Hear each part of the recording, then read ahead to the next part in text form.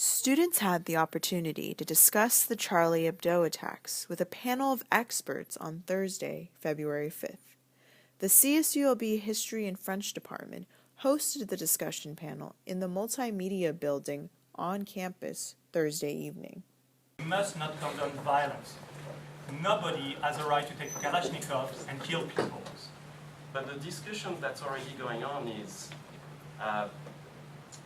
what are we allowed to say in the press as a reporter? Hedbo al-Shabaki, a sophomore exercise science major at CSULB, explained how there's a lot more to learn from the tragedy, such as the murder of Muslim police officer Ahmed Mirbed.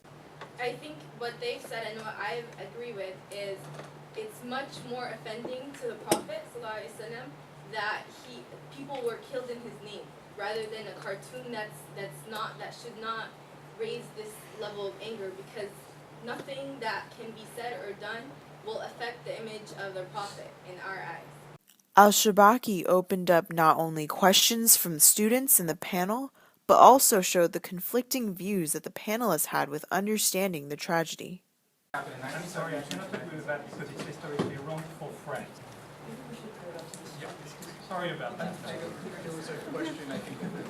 After the panel, speakers and attendees expressed the importance of discussing tragedies such as Charlie Hebdo between students and the community.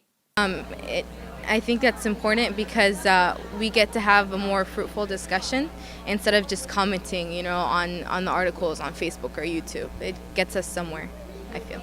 I really hope I was able to bring some perspective of what's happening because the issue is very complex, so it's important to have this debate and to be able to confront. Well, I actually think they're very, very important. So not only for students, but I think it's really important for faculty too, to be in a dialogue with each other about issues that are really relevant, both nationally, locally, and globally. I hope I was able to bring a voice of France here. For 49ers News, I'm Stephanie Tai.